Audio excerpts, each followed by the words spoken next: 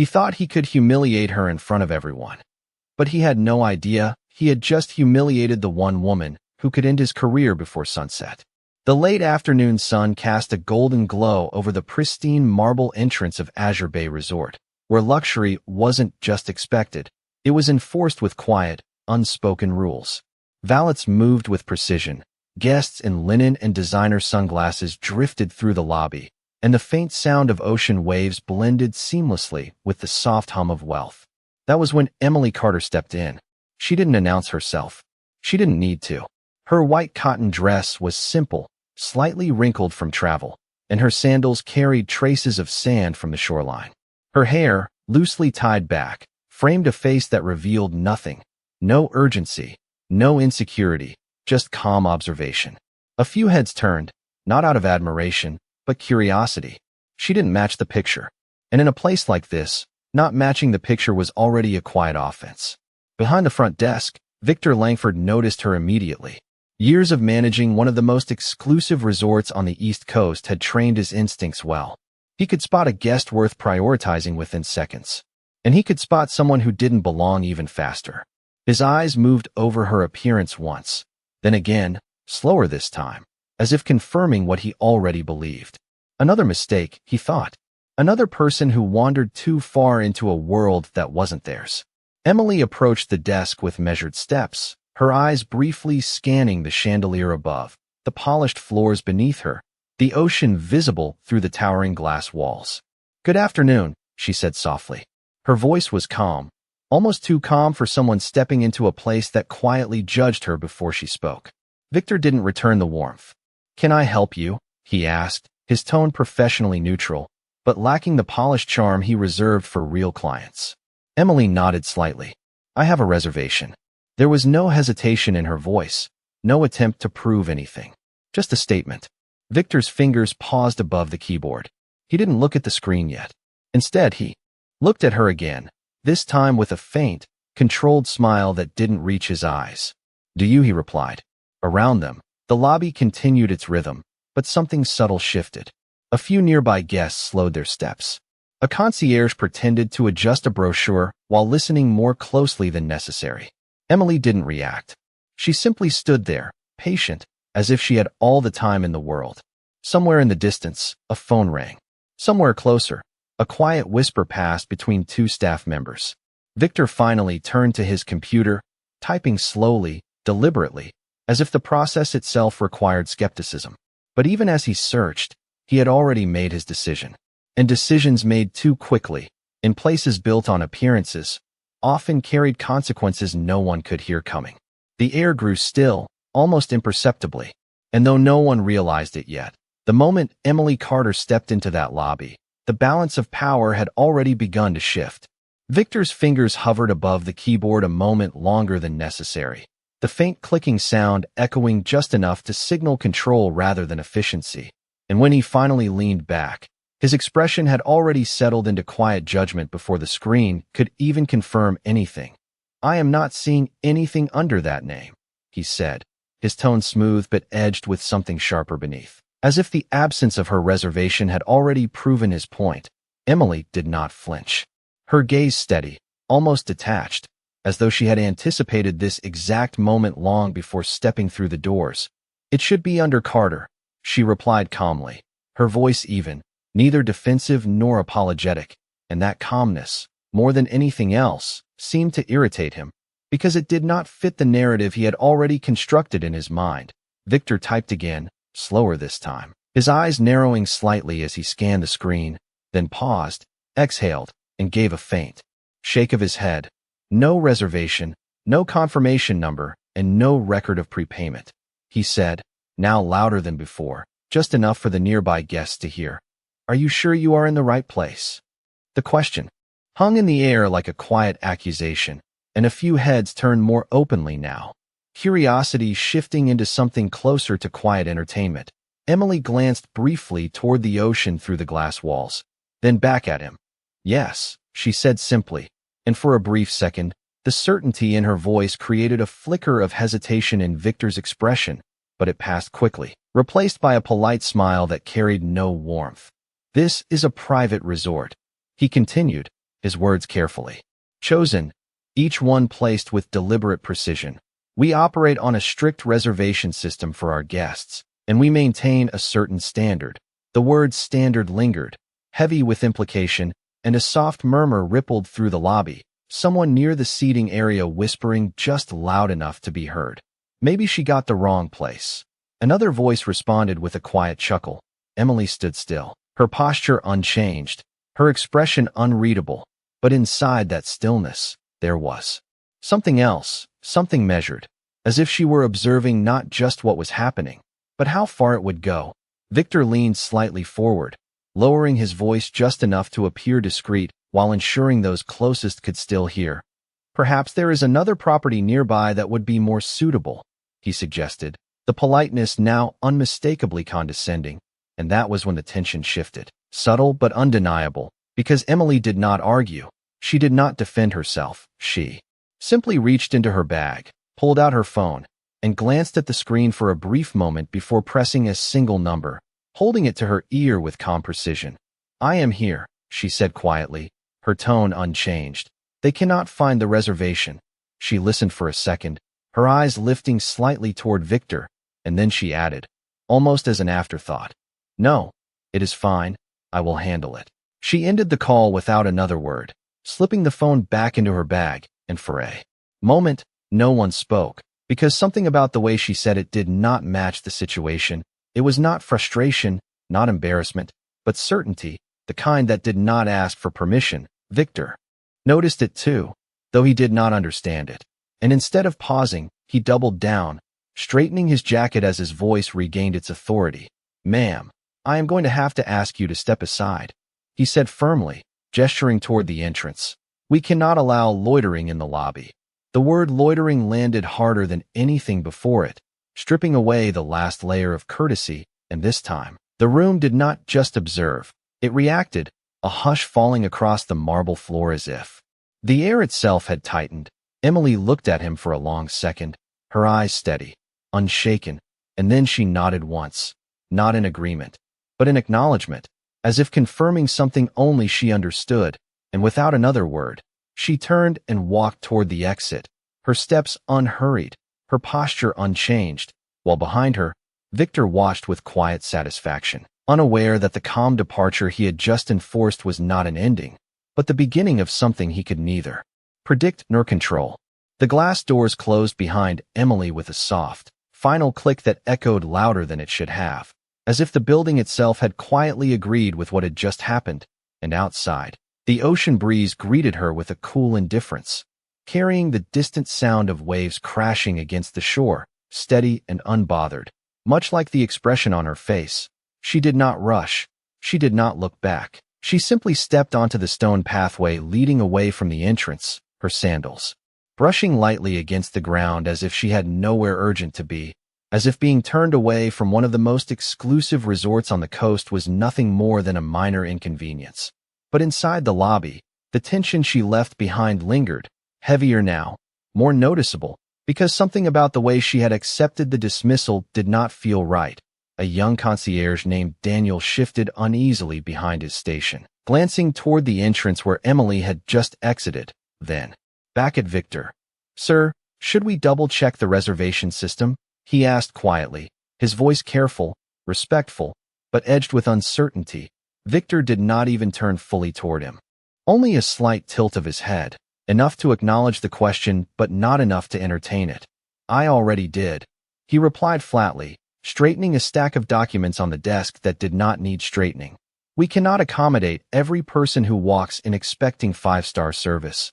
His words carried just enough volume to reinforce his authority, and a few nearby staff members nodded subtly, more out of habit than agreement. Yet Daniel hesitated, his eyes flickering once more toward the door. "She seemed certain," he added, softer this time, almost to himself. Victor let out a quiet breath, the kind that signaled patience running thin. "Confidence does not equal credibility," he said, finally turning his full attention to Daniel, his gaze firm, unwavering. "If we start making exceptions based on how people carry themselves, we lose what makes this place exclusive." The word exclusive settled into the air like a rule carved in stone, and just like that, the conversation ended, not because it was resolved, but because no one dared to push it further. The lobby slowly returned to its polished rhythm. Guests resumed their conversations. The concierge desk regained its controlled flow. And yet, something had shifted, subtle but present, like a faint imbalance no one could quite explain. Outside, Emily had moved further down the pathway, stopping briefly near the edge of the property where the view opened fully to the ocean. The horizon stretched wide, endless. Untouched by the quiet judgments of marble floors and tailored uniforms, she stood there for a moment, her eyes fixed on the water, the wind gently lifting strands of her hair. And in that stillness, there was no frustration, no visible anger, only a quiet calculation, as if she were measuring time rather than emotion. A black SUV passed slowly along the distant road, its tinted windows reflecting the sunlight, but she did not acknowledge it. Instead, she reached into her bag once more, pulling out her phone, her fingers moving with calm precision as she checked the time. Exactly 2 hours, she noted silently, then slipped the phone away again, her posture relaxed, her breathing steady. Behind her, beyond the gates, the resort continued to operate under the illusion that nothing of importance had just occurred, that a simple dismissal had ended a simple situation.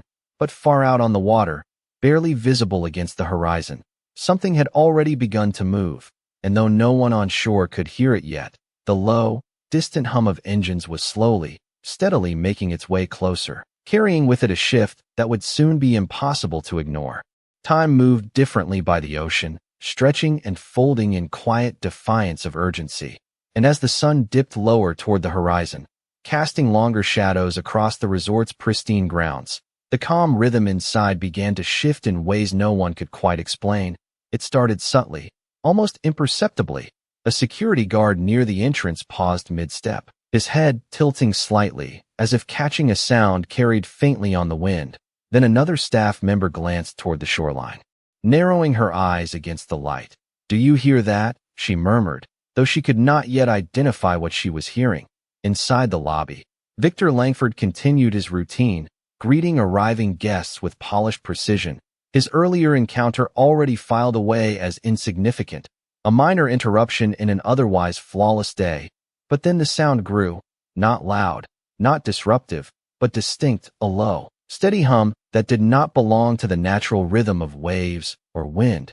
It was mechanical, deliberate, approaching, and one by one, conversations in the lobby began to falter, voices trailing off as attention shifted outward.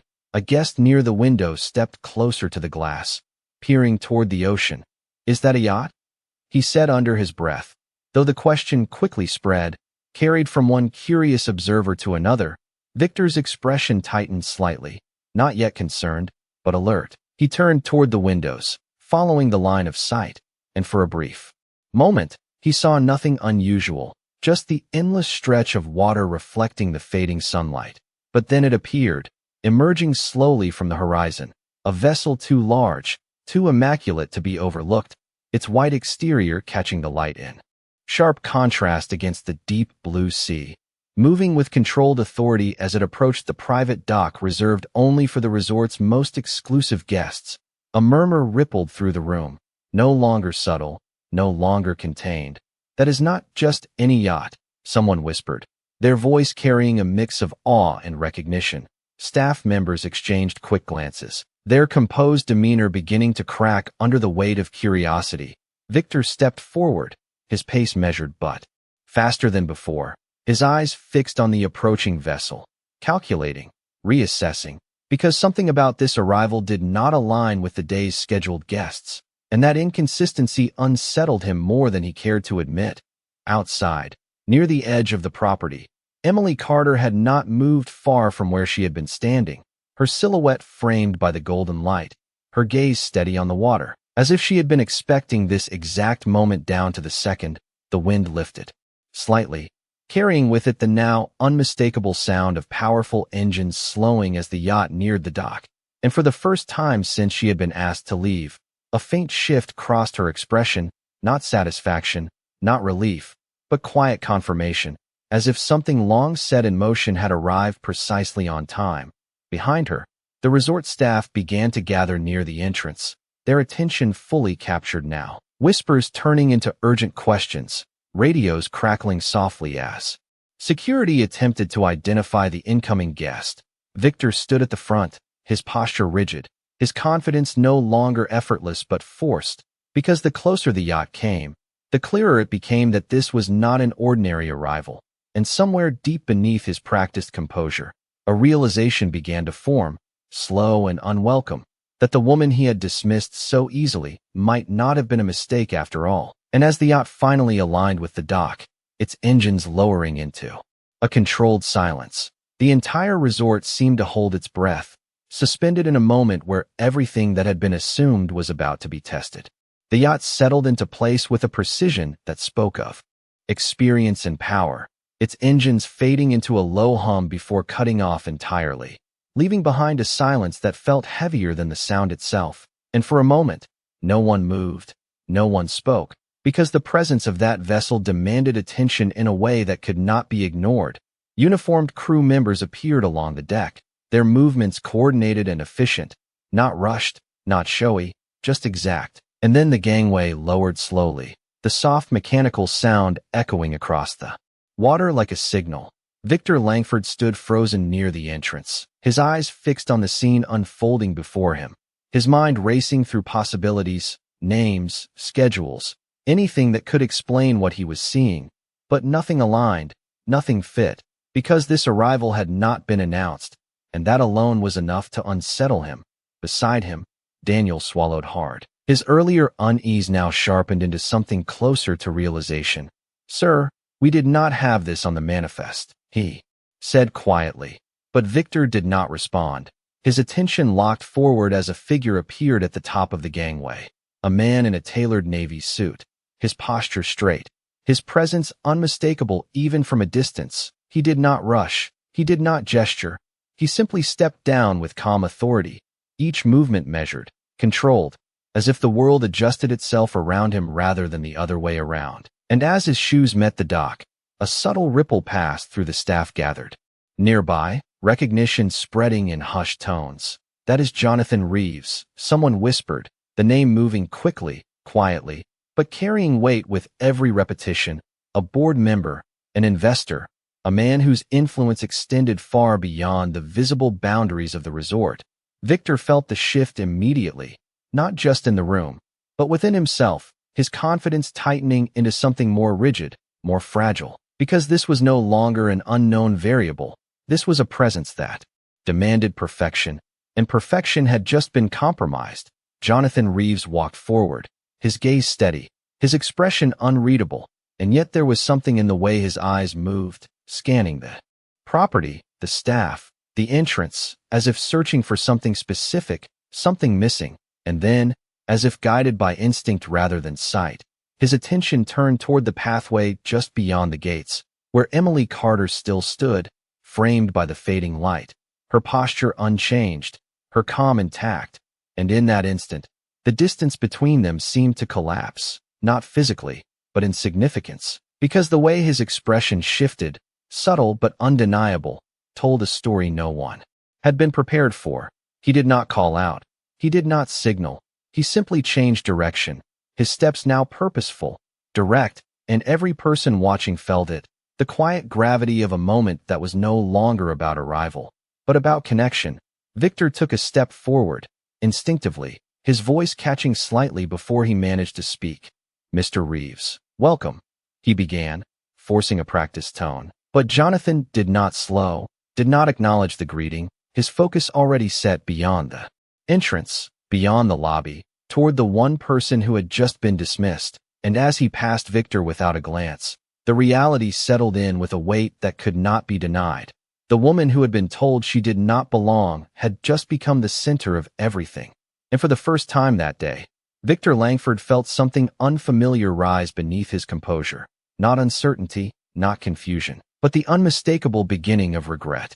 Jonathan Reeves did not slow his pace as he crossed the final stretch of stone pathway, the distance between him and Emily closing with quiet inevitability. And as he approached her, the noise behind him seemed to dissolve, replaced by a stillness that drew every eye toward that single moment. Emily turned slightly before he reached her, not surprised, not startled, but aware, as if she had been expecting him at that exact second. And when he stopped just a few feet away, there was no grand gesture, no dramatic display, only a quiet exchange of understanding that did not need words to be spoken. "I was going to handle it," she said softly, her voice steady, her eyes meeting his without hesitation.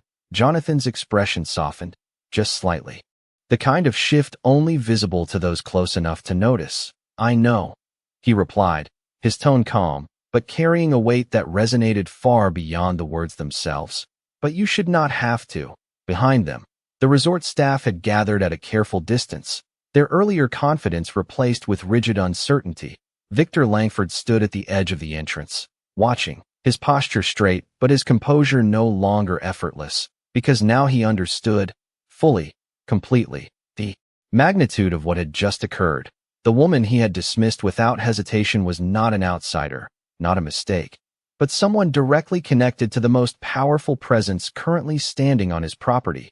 Jonathan turned slightly, his gaze shifting toward the resort, not with anger, not with aggression, but with a calm that felt far more controlled, far more decisive. "Who asked you to leave?" he asked, his voice even, but unmistakably direct. Emily did not answer immediately, her eyes drifting briefly toward the entrance where Victor stood, and that single glance was enough. Jonathan followed it, his attention locking onto Victor with a precision that left no room for misinterpretation. The air tightened, the distance between them suddenly charged with silent recognition. Victor stepped forward, his movements measured, but the confidence that once defined him now strained beneath the surface. "Mr. Reeves, I believe there has been a misunderstanding," he began, his tone carefully constructed, each word placed with deliberate control. But Jonathan did not respond right away. He simply looked at him, a steady, unblinking gaze that seemed to strip away every layer of practiced authority Victor had relied on all day.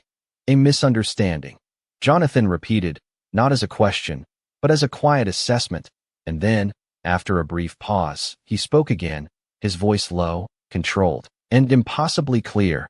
"You had one responsibility," he said. "Treat every guest with respect." The words were simple, but they landed with a finality that echoed across the silent space. Victor opened his mouth slightly, as if to respond, but no words came, because there was nothing to argue, nothing to explain that would undo what had already been done around them. The staff remained still, the earlier whispers replaced with a silence so complete it felt deliberate, as if the entire resort had paused to witness the outcome of a decision made hours earlier. Emily watched the exchange without interruption, her expression calm, her presence steady, and then, without raising her voice, without stepping forward, she spoke. "It is done," she said quietly, her tone carrying neither resentment nor satisfaction, just closure. Jonathan glanced at her, then back at Victor, and in that moment, the power dynamic that had once seemed so certain had shifted entirely, not through force, not through volume, but through something far more undeniable, the simple, irreversible consequence of how one person had chosen to treat another. And as the weight of that realization settled over the entrance, no one moved, no one spoke, because the outcome had already been decided long before anyone understood what was truly at stake. The silence did not break all at once, it fractured slowly, like glass under pressure, as the weight of Jonathan's words settled into every corner of the resort. And for Victor Langford, that silence